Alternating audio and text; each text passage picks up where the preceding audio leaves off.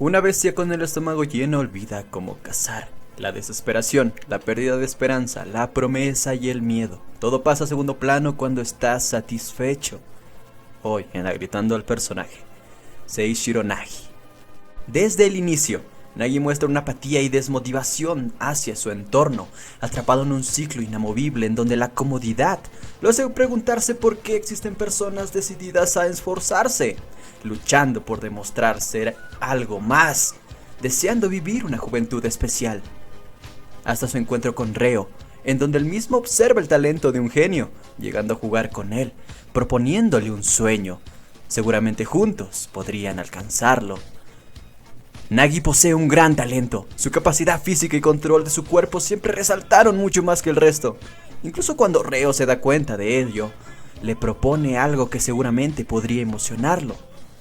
Así es como el genio termina frente a la entrada de Blue Lock, y frente al discurso de Ego, no podía dejar atrás la indiferencia que sentía hacia el ideal de aquel hombre. Le parecía absurdo ya que era sencillo para él imaginarse tirando en el último minuto en un partido por la Copa del Mundo. Aceptando sus palabras sin problemas, no necesita bastardos inflados que no puedan entender su propio ego. Puede pudrirse en su comodidad si así lo desea, pero debería irse si es lo que él quiere. Nagi posee una gran capacidad, pero no ve un porqué en usarla, siendo detenido por Reo y negando las palabras que había escuchado. Su amigo posee un talento y él se esforzará por demostrarlo, entrando al proyecto y cruzando cada partido con un vacío. Su talento no viene de la pasión o el deseo, sino de la comodidad en la cual no necesita esforzarse. Incluso cuando momentáneamente Baru se interpone frente a él, Nagi lo supera gracias a su control del balón y sencillez para crear jugadas complicadas. Todo el tiempo solo estaba jugando por Reo, teniendo una motivación intrínseca, haciendo las cosas por otros y no por sí mismo, jugando cada partido como si el mundo fuese aburrido. No es hasta su encuentro con Izagi, donde su curiosidad por el fútbol nace, incluso adelantando el marcador y cruzando una soga por el cuello a todo el equipo, con sus movimientos de debilidad. Incluso uno es suficiente como para encender la motivación de todos. Izagi se convierte en un fantasma para Nagi.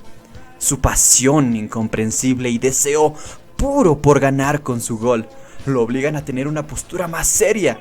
No había perdido ningún partido anteriormente, y gracias a aquel que consideraba la amenaza más grande en el campo, sintió un deseo por anotar el gol final en medio de esa pasión desenfrenada. Seguramente la sensación en un momento catártico como ese le provocaría un placer desconocido.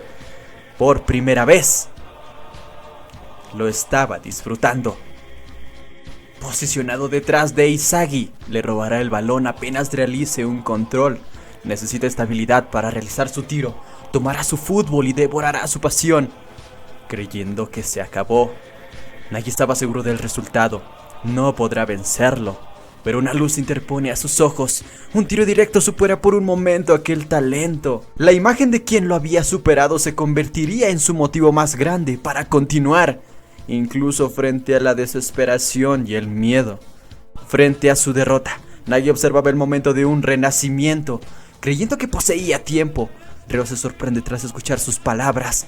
Pueden marcar otro gol, igualarán el partido si se apresuran. Pero la campana suena. El equipo Z había conseguido sobrevivir y ganar. Nagi desarrolla una obsesión por Izagi sin bases de odio.